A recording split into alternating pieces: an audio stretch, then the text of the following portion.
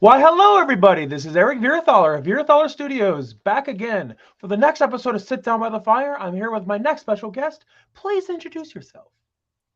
Hello, I am Zach from Zach D Productions. I have my own YouTube channel. I'm also a certified filmmaker. So, my channel, feel free to check it out, Zach D Productions.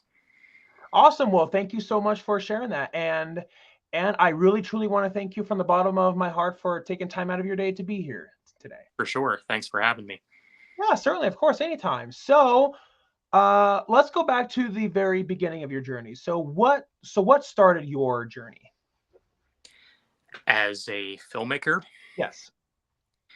well, when I was younger, I've always wanted to make stories. Like, I've had the idea that I wanted to make films for a while. Like, when I was younger, like, I kind of went back and forth when I was younger what I really wanted to be.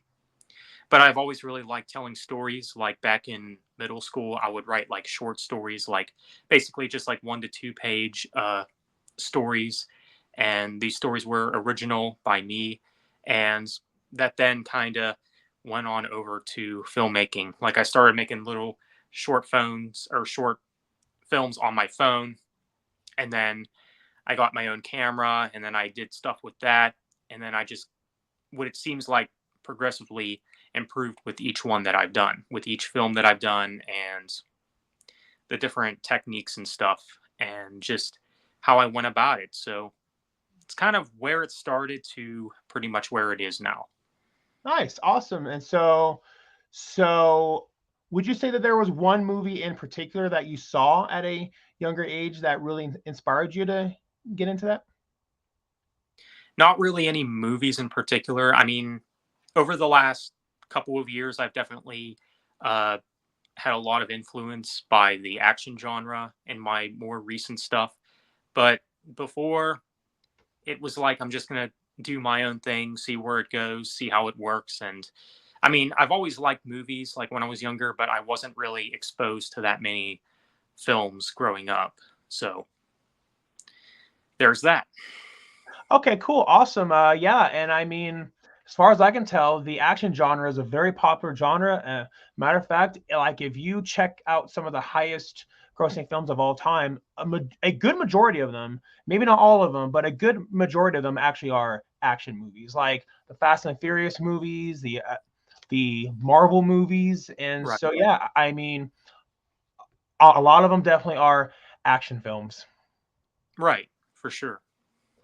But yeah, so I guess out of curiosity, and just your own opinion, what do you think makes the action genre such a popular genre? I think it's for a lot of things. Well, the special effects for sure. Right.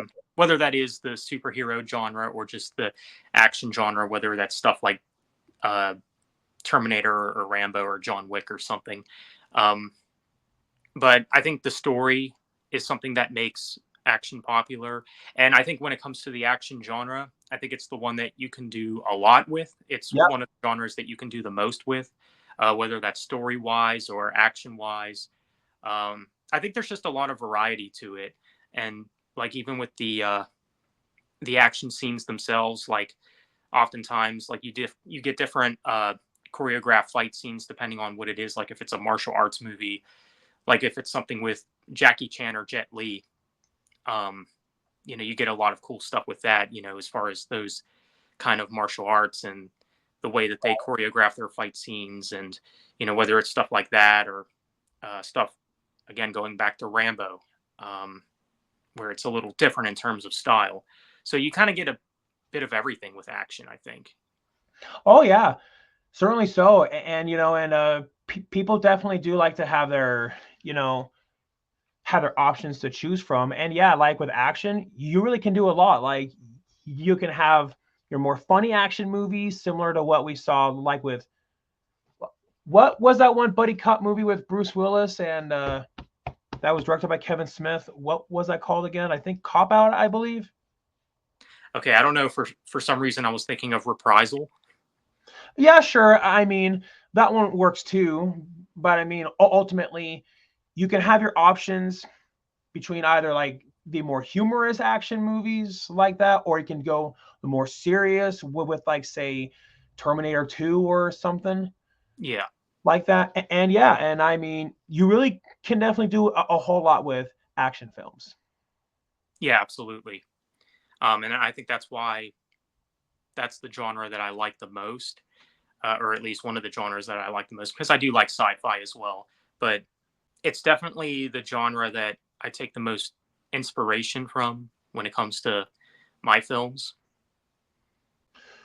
Which makes sense. And and the cool thing about action movies, while it definitely would help to have like a pretty big budget for it, but it's also nice to know that there are a lot of indie films like that are action films too. And so it would be nice to have a bigger budget for it, but it sounds to me that it's not a necessity though. Correct. Yeah, like say what's a good example? I think the Punisher like with Dolph, uh I think that one was an independent film, if I'm mistaken or not. Yeah, I do like that film too. But yeah, I mean, to address the elephant in the room, a lot of people complain about how he doesn't have the skull. I completely get it. I Hmm. because that would be like Superman not having the S on his chest. So I get it. It's very distracting. Maybe it was a rights issue. Maybe it was a trademark issue. I'm not entirely sure why he didn't. Yeah, I did notice that, but I didn't really see it as big of a deal whenever I watched it. So, Right, yeah. And something like that, it's an entirely subjective thing. But hmm, if somebody were to complain about that, I would go, yeah, I see where you're coming from. yeah. Yeah, yeah, definitely. It's all just a matter of opinion. And so yeah, so would you have a favorite action film then? One of my favorite action films, one that I reach for often, I would say, is the first Transporter movie with Jason Statham. Definitely one of my favorite action films, and definitely one of my favorites of the early 2000s. The Matrix would be another one. That's pretty much the movie that started something new, something fresh for action and sci-fi. So yeah, The Matrix you can't go wrong with, especially the original one. Even though I do like the sequel, Reloaded, and I think the other two are just all right. But the first one is definitely one of my favorites. Oh yeah, definitely. And you might have heard the story about how Keanu Reeves was not the first choice. The Yeah, first choice actually was Will Smith. It's very I heard interesting that. to imagine that what if scenario. Yeah, I think I did hear that he was originally going to play in the Matrix. But then for more reasons than one, that never happened, and then ultimately it went to Keanu Reeves. And I believe I heard something about how even Will said that he is glad that he didn't get that part. Hmm. Yeah, well, I heard something else recently that if Brandon Lee were to live, like after The Crow, Yep. like he would have been a good choice as well. That's what I've heard. And I'm like, I guess I could see it a little bit. Yeah, yeah. Certainly, yeah. But that's just not the reality that we're in, and ultimately that didn't happen. So, Yeah. but I mean, I can definitely see it. I mean, he But kind I am glad that Keanu is in the Matrix because I mean it wouldn't be without him. Like you can't really picture it without him now. oh yeah, certainly. And yeah, now that you mention it, Brandon Lee, especially in, especially when he did, especially when he played, and especially like when he played Eric Draven, he kind of did have that Keanu Reeves look. Yeah, a little bit. I could see it. Oh yeah, certainly. And so, because of that and and knowing that he has an action background, I can definitely see it.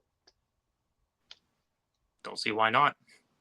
But yeah, so speaking of the Crow, did you see the newer one with Bill Skarsgård? I did not. I didn't see it either. You know, I just didn't have time. My life has been a lot more hectic and fast paced recently where I don't have as much time to go see movies anymore. It's just the way how my life is now. And I'm also on a budget, so I can't see as many movies as I used to. Right, I can't either, so I can relate to you there. But no, I mean, there's probably more reasons than one to why I didn't see the Crow remake either. Again, just haven't been out to the movie theater or anything, or just haven't been finding the time. And also, I heard that the film wasn't very good either. And to me, it's like, did we really need a remake for The Crow? I mean, from the creative viewpoint, I can see where people are coming from. But Mhm. on the economic level, though, I can see why that they did it. It's because it is a recognizable IP, and ultimately, all these people making movies, they need to have their source of income too. And so, I get it. We roll our eyes. It's like, oh man, like the original movie is a classic. We don't need a remake. I totally get where people are coming from when they say that, but Right. on the economic level, though, I can see why that they did it. Yeah. So yeah, and I mean, ultimately, the joke was on the people who made the movie anyway, since that from what I heard, it bombed at the box office. So Pretty much. yeah, like I believe it was the first theatrical movie in that franchise since I think the third movie or the second movie. Yeah, I'm not sure on that. Yeah, I'm not really sure either. I mean, honestly, the only Crow movie I've seen is the original movie. Same I here. Yeah, and I of course have heard of the other movies, but from what I've heard, from other people's opinions, a lot of people I've heard have said that the sequels were nowhere near as good as the original movie.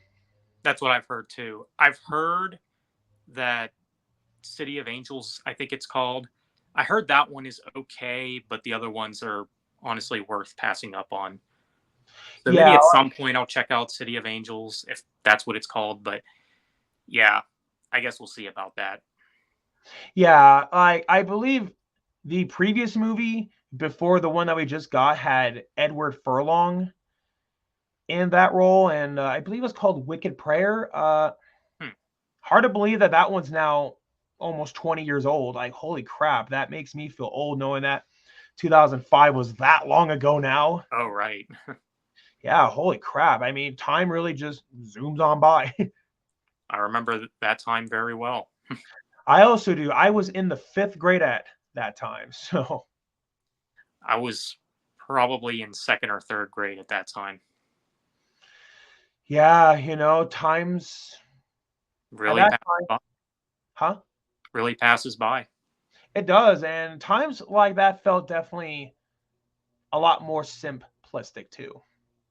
Oh yeah, and I do like the 2000s era of film too. I also do, yeah. Like, you know, uh, I definitely have a lot of fond memories of seeing a lot of those movies at that time. Like I remember seeing the King Kong remake, like by Peter Jackson. I saw that in theaters with my friends Hmm. on my birthday, and yeah, we had a lot of fun.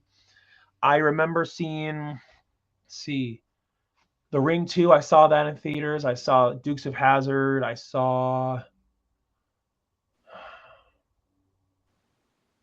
also saw Van Helsing in theaters.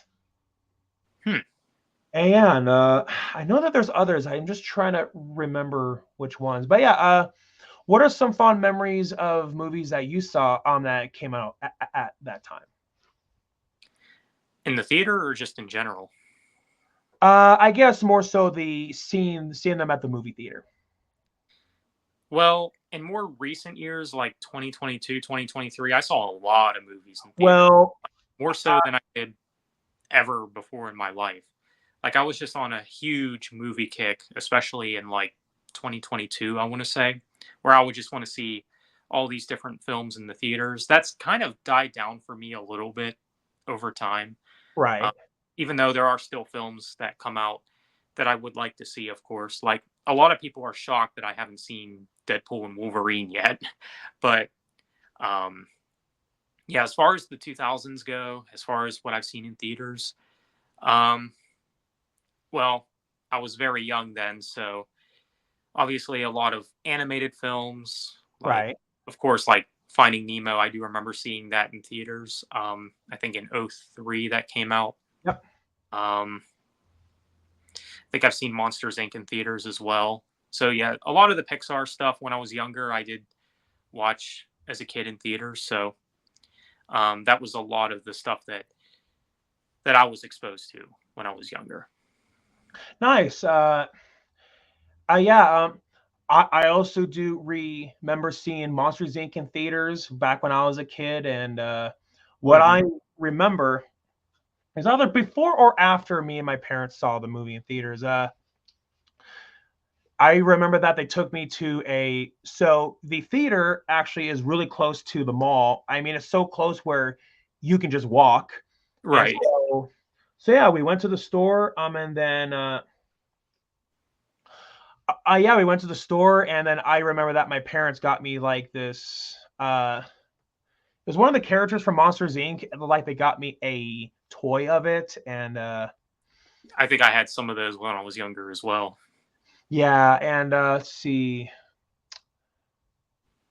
yeah, and I also remember seeing Finding Nemo in theaters. But what I do remember is that I had a really really bad cough on that day when Hmm. I went to go see it. I was trying to not cough because there's all these people surrounding us watching it, and and whenever I would cough, people then would look back at me, indicating to me, "Can you please be quiet?" And I was like, "I'm sorry, I'm trying to, but I can't, Just coughing, like but I can't help it when I got a cough." yeah. So yeah, and I'm just really surprised by the fact that my mom doesn't remember that. But hey, Hmm. It's it is interesting. what it is. And yeah, now that we're on the topic of animated movies about fish, I also do remember seeing Shark Tale. I think I know I've seen that around when it came out. I just don't remember if I've seen it in theaters or not. Yeah, and it's one of those movies where I feel like whenever it's brought up, people will talk about it, but I kind of feel like for the most part, it's a pretty forgotten movie though. Yeah, it kind of just came and went. Yeah, like I'm really surprised that there never was a sequel. I was I'm certain that it turned in a profit. I'm certain that it did well at the box office, but I Right. guess not as well as their other movies did. I mean, knowing that we have four Shrek movies and a fifth one on the way, wow, there's only one Shark Tale movie. So Right. Well, I think Shrek is obviously a lot more popular, so yeah, yeah. And the thing is with there being a fifth one, I know that's something that everyone's torn on. Well, they said the fourth one was going to be the final chapter, which for the longest time it was. I mean, I could only assume that it was going to be the last one, but I think yep, because, you know, how things are with movie studios and how, a lot of companies are, needless to say, running out of ideas a lot. Maybe they just figure, well, let's bring back Shrek. yeah. I mean, might as well is because it is a recognizable IP, and Hmm. like it or not, nostalgia does sell. It does. I say that all the time. Yeah, and I mean, and that's the exact reason why that all those live action Disney remakes have made so much money. It is because of that reason alone. Right. I mean, it So makes sense, you know, because sometimes nostalgia, dare I say, wins me over at times. yep. Like, I remember when Spider Man No Way Home came out. Now, for the longest time, I had no interest in the Tom Holland MCU Spider Man films.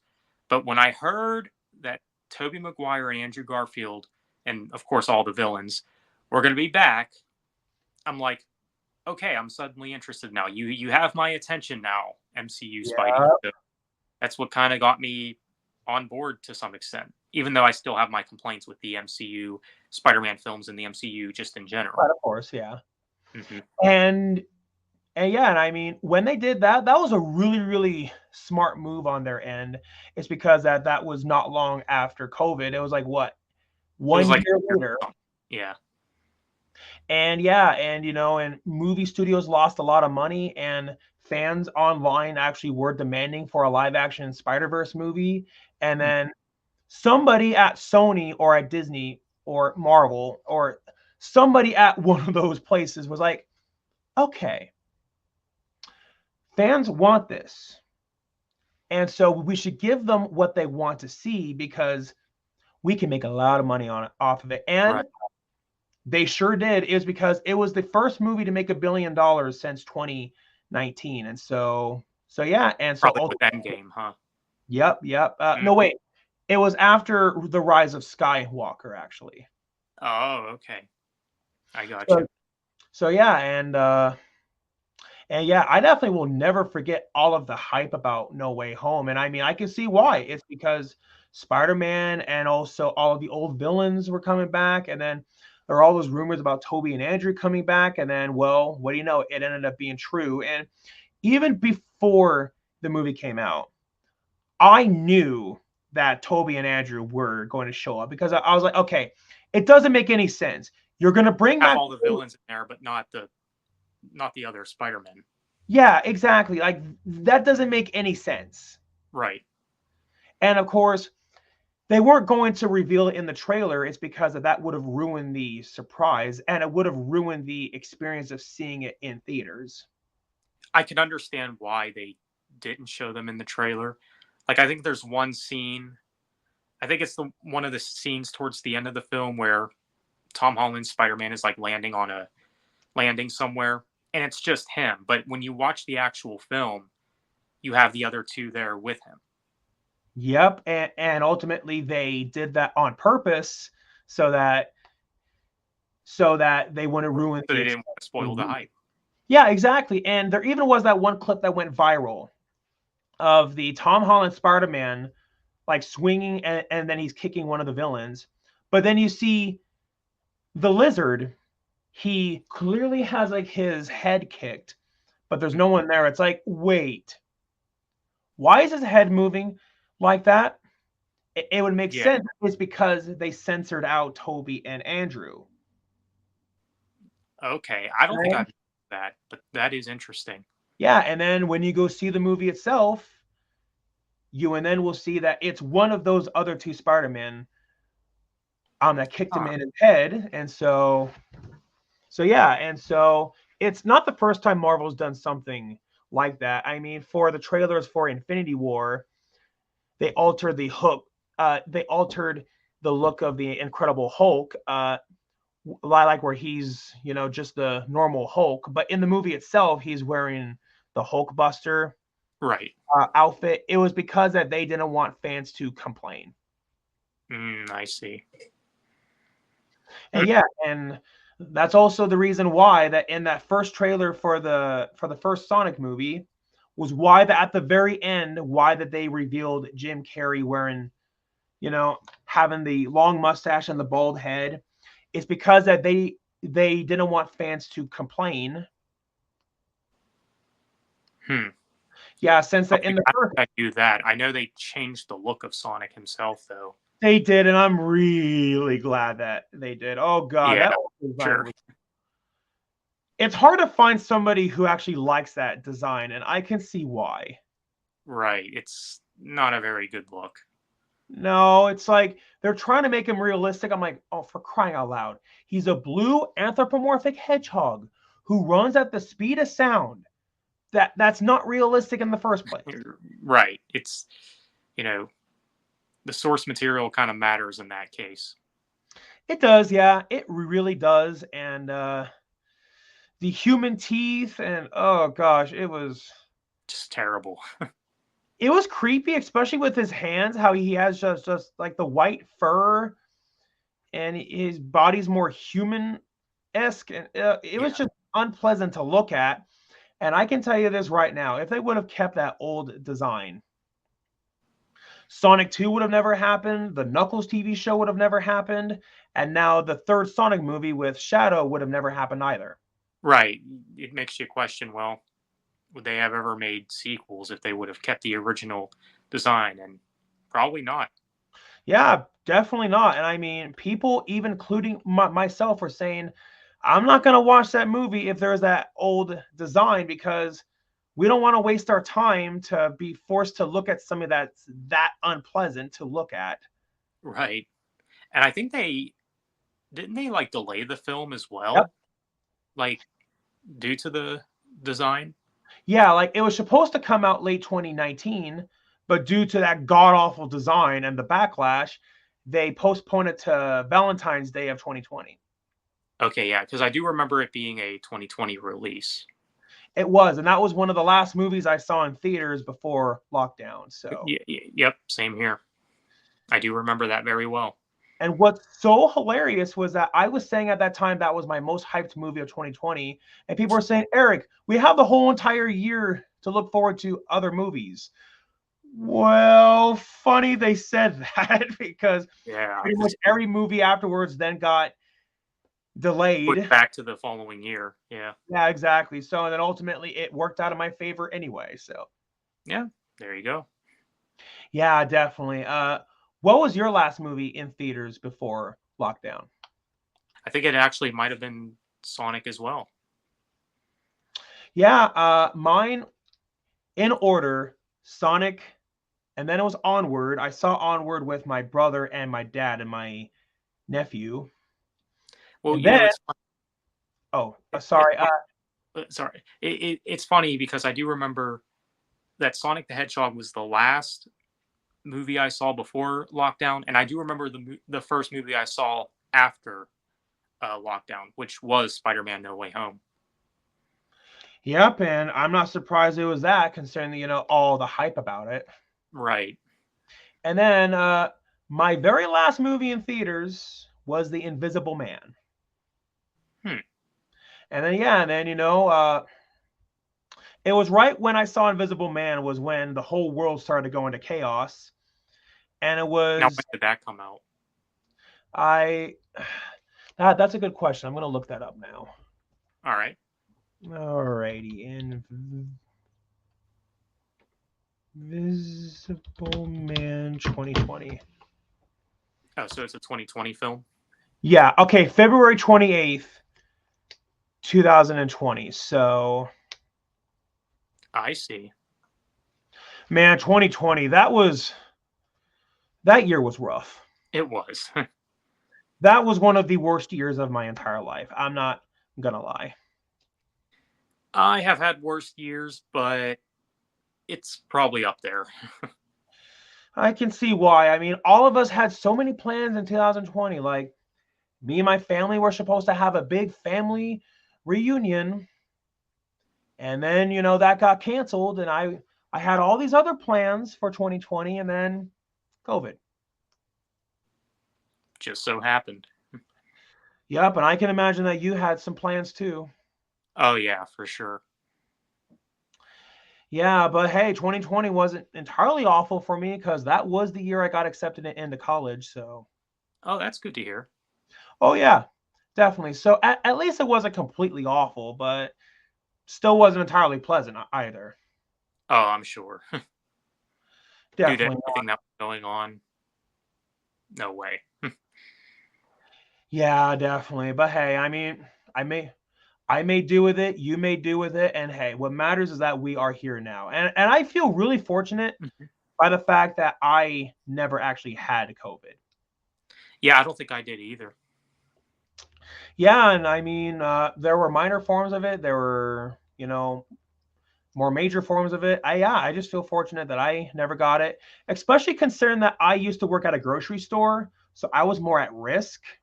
Oh, right. Well, And I didn't have it, at least not that I know of. You know, because like they talk about like certain symptoms and stuff or whatever, and it's like, so it's like, could I have had it, and not known it? You know? it's definitely possible. And I also heard about that happening quite a bit is how people would have COVID, but they never knew what it was. And I even heard cases of people having it in late 2019 and they Mhm. reported being sick. And then, now that we know, some of those people actually did have COVID. Yeah, yeah, because So, I definitely knew people that had it before anybody knew what it was called. yeah. And I mean, since at that time, nobody knew what it was. And I will never forget, I was at Albertsons at that time. And I was working a lot more hours because, it was much more chaotic. And there was one time I was helping with foods and non-foods. And then one time I stocked the shelf completely full of top ramen, completely full. like so full that you couldn't fit any more in there. I Oh kid you wow. not, less than 10 minutes later, all that top ramen vanished. Oh my gosh. And it was crazy seeing these shelves that empty. And getting hand sanitizer was a pain at that time. And I will never forget just how stressed out I was about getting hand sanitizer. Right. People were also making hand sanitizer out of aloe vera, but the problem was we were out of aloe vera too. So Oh wow. That's crazy. yeah, very difficult year. Mm-hmm. I don't miss it. I don't miss it either. And I remember feeling more bored. I couldn't go anywhere, couldn't do anything, and none of my friends wanted to hang out with me because they didn't want to risk getting COVID. Which I Right. mean, I understand where they're coming from. I do, but Yeah, it's like it's their choice at the end of the day, I guess. that it was, yeah. And I get it, but yeah, I mean, at that time, like streaming services went up significantly, and I could see Zoom, why. yeah, and Zoom went up significantly too as well. Hmm. And yeah, so most of the time, if you wanted to socialize with people, you would have to like go on Zoom or do like a video call. Yeah, I mean it makes sense. Yeah, and also at that time, the drive-in theaters made a major comeback, and that makes sense. Oh yeah. I haven't been to a drive-in theater since I was really young. So I haven't too. Do you remember what your last film was? seeing in the drive-in, Yes, yes. I think I do actually. I think the last one I saw was The Incredible Hulk 2008, which I believe was Wow, one of the first MCU movies. Um, that was. yeah, I think that might have been the last one I've ever seen at the drive-in. Yeah, and that was 16 years ago. Holy crap, I feel Hmm. old. Wow, 16 years ago. Yep, 16 years ago when the MCU started. That itself is crazy to believe. It is, yeah. And I will never forget hearing everyone at school talking about just how good Iron Man was. And at Mhm. that time, I honestly didn't even know who Iron Man was. I didn't either. It's funny because I had a substitute teacher that was like really cool when I was in elementary school, and he's the one that actually told me about a movie about Iron Man, and I'm like, well, who's this Iron Man? Like, this sounds cool. Like, I like Spider Man and stuff, so sounds like it'd be up my alley. So Huh? checked it out and ended up liking it. Yeah, and and that goes to show that you can make an unknown character sell. I mean, you just have to give the audience something that have to give them a story and a character that they can get invested in. Right? And then afterwards, Marvel took a lot more risks, like with Guardians of the Galaxy. I mean, nobody knew who Yeah, they. not that people knew who they were, but it ended up being huge, like to the point where they made a whole trilogy. Yeah, and it got big enough where there's now a ride of it. Hmm. And yeah, and so it goes to show that having a big name IP, it can help, but with Marvel, it has shown that it's not a necessity though. Correct. So yeah, and honestly, I also didn't even know who Thor was at that time too. I didn't know who any of those characters were. I mean, I kind of had an idea of who Captain America was, but before Thor, I definitely didn't know who he was. Yep. Same with the Guardians of the Galaxy, of course. Yep. Um, Shang-Chi or whatever that's called, I didn't even know about that until that film came out a few years ago. So those are just a few examples right there. Oh yeah, certainly. And I've heard a lot of other people say the exact same thing, how they didn't know who this or that character was. I mean, I never even heard of Black Panther. I knew of Captain America, Hmm. but a lot of the other ones, I mean, besides Hulk and Spider-Man, a lot of those other characters, and even Ant-Man, I had no idea who they were either. But then, Marvel took that risk, and now it's at the point where everybody knows who those characters are now. Right. And Ant-Man I didn't know about either. Yep. And so it really goes to show that sometimes in life you do need to take risks. And that's just a good example of that. Yeah, because ultimately, if you don't take that risk, you and then can miss out. That's true. Definitely, yeah. So, would you say that you're a fan of any other genres besides action? Like, are you a fan of horror movies or what? I'm a little more picky when it comes to horror. Like, I like some of the stuff that I've seen, but I think a lot of it I'm also not really a fan of. Like the one Scream movie I've seen. Now this could just be the Scream movie that I've seen, but Right. it I wasn't really that big of a fan of it. I think it was like Scream 5 or something. I mean, I've heard the Right. originals are a lot better, so I might just go off of that, but yeah, I didn't care for Scream 5 and The Black Phone with Ethan Hawke. I will say I did like. I guess you could count that as a horror. So I did like that film. Oh So yeah. yeah, some horror that I'm okay with, some of it not so much. But I'd be willing to look more into it. Right, yeah, certainly. And yeah, and I mean horror is often is one of those genres like where people start off their film career. And I mean Jennifer Aniston did that like with Leprechaun, Jamie Lee Curtis did that with Halloween and all these other horror movies she did at that time. And yeah, I mean one of the reasons why is because horror for the most part is done on very, very low budgets, hmm but their return profits are high though. Yeah, I know it's a very popular genre, and that's why a lot of smaller filmmakers do it. Oh yeah, certainly. And it would help to have a big name attached to it hmm as your star, but it's not a necessity though. I mean, back when the original Terrifier came out, none of those people involved were known people at that time. Oh, okay. Then afterwards, Terrifier then, became what it is now. And even when the original Texas Chainsaw Massacre came out, it had no name actors in it whatsoever. Oh, wow. And Don't. then, and then afterwards, and then became, you know, what it is now. Hmm. It's interesting. Oh, it is, yeah. Oh, it is. And so, but yeah, horror usually is more driven by its concept. Yeah. Um. But yeah, horror didn't really dive too deep into it. I think I've said before, action and sci-fi are more my go-tos. Um, I do like creature features too, of course. Like I do like Jaws, and Uh-huh. there was one with an alligator called, I think it was Crawl. I think that's what it was called. Um, Yeah. Well, that's a I'm. really good movie. Oh yeah, Um, certainly. and then of course the original alligator film from the 80s. I think it came out in 1980. Actually, I like that as well. Yeah, funny. I was just about to mention that movie, and I believe, correct me if I'm wrong, I believe it was directed by Toby Hooper. I would have to look more into it.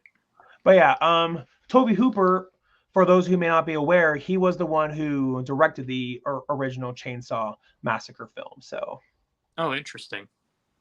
So yeah, I mean, unfortunately, he is no longer with us. He passed away in 2017. Can't believe that was as long ago as it was. And yeah, he Right. also, yeah, he also did the original Poltergeist. Hmm. That's pretty cool. So yeah, I mean, it seems like Toby was typecast doing horror films. I mean, there are some people who will embrace being typecast, and there's some who won't. But reminds me of a quote like what Boris reminds me of a quote from Boris Karloff is that a typecast actor is a very lucky actor. It's because when you're typecast, you are making a name out of yourself, and ultimately you are getting that source of income. I see. So yeah, and I also do understand why some people would get frustrated doing the same thing over and over again. I say it really depends on your mindset. Yeah, for sure. It depends on the audience, and you Yeah. can't please everyone. Oh no, certainly no. And if you try to please everybody, you're just going to epically fail. Right. And it's also going to catch up to your mental health too. And ultimately, you got to do what is best for your well-being. That's true.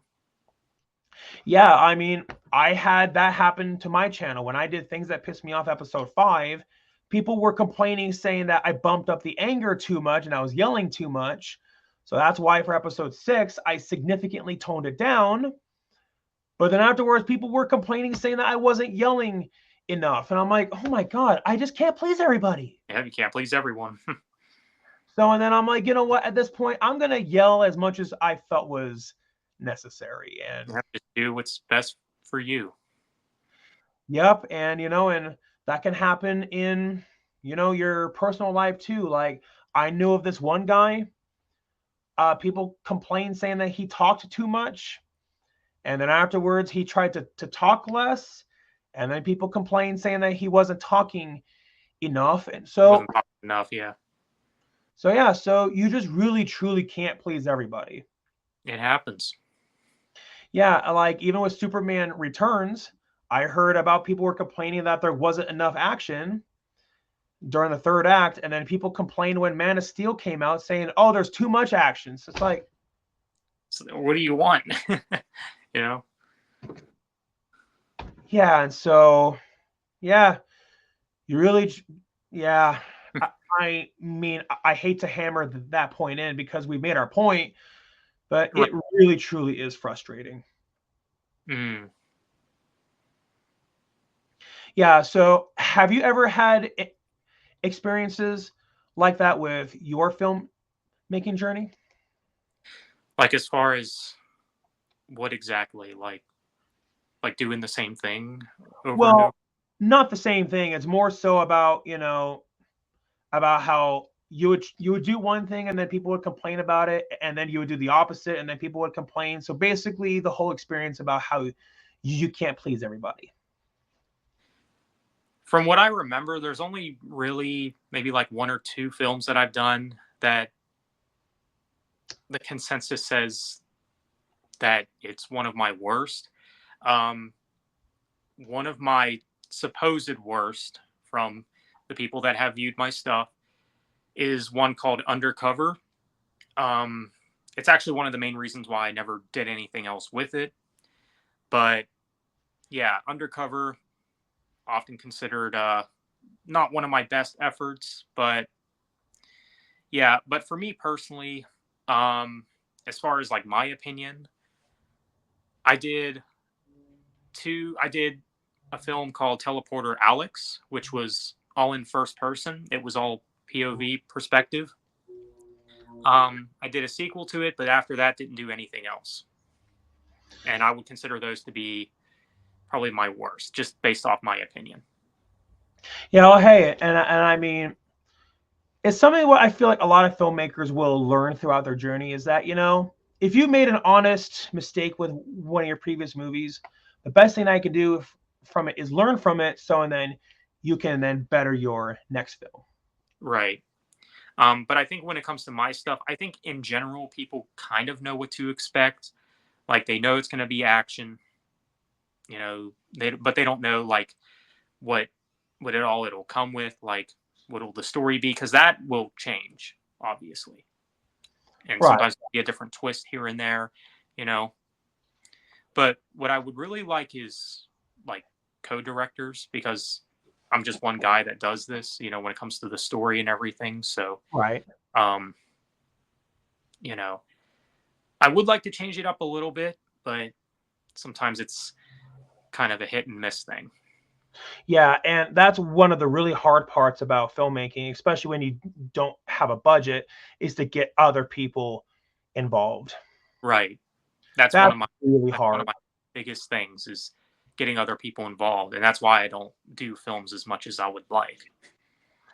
Yeah, I mean, it's a lot harder when you do it just by yourself. And yeah, and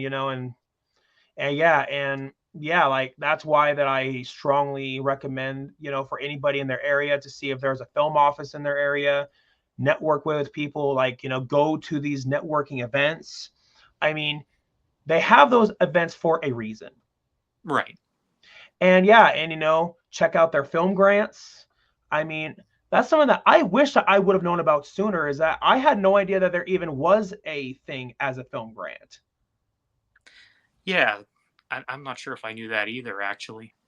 But yeah, I mean, I definitely highly suggest that you check out the film grants in your area, and basically anybody in general who is watching this. Like if anybody can check out film grants in their area, it will save you a major headache. Okay.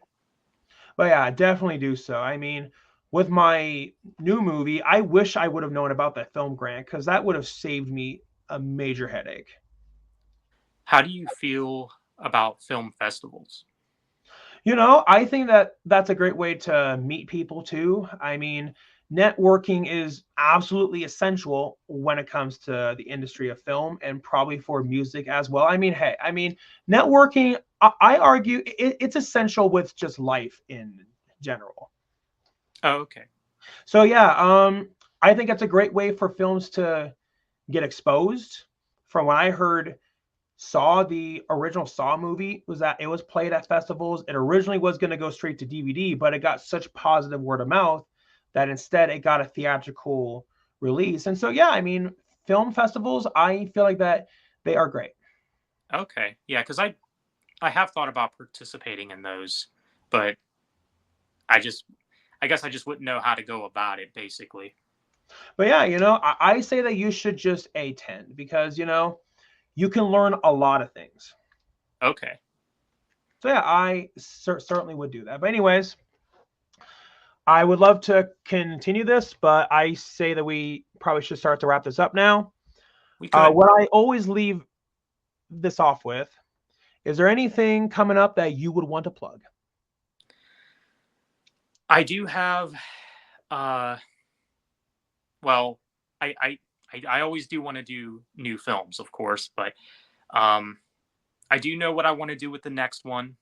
No idea when I'll get on that, but my latest film is X-Ray, came out this year. That's available now, and it would honestly be the film that I would say for anyone that hasn't seen any of my stuff, that's the one to check out. Yes, it is a part of what I created, the ZDCU, but you could honestly watch it and not watch any of the previous stuff that I've done, and you could still follow along with it pretty well. So All right. X-Ray is out now on my channel for those that are curious to see it, and I do think it is my best work as well.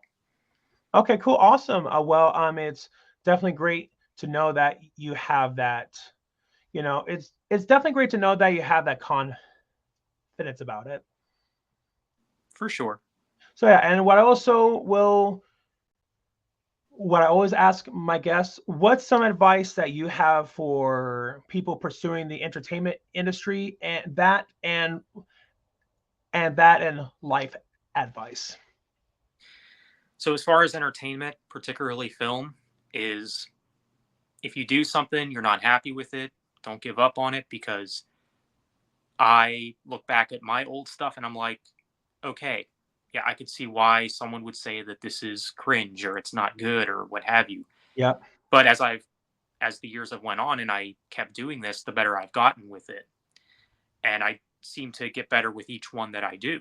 So I would just say keep that in mind. And yeah, as far as just general life advice, don't give up on it.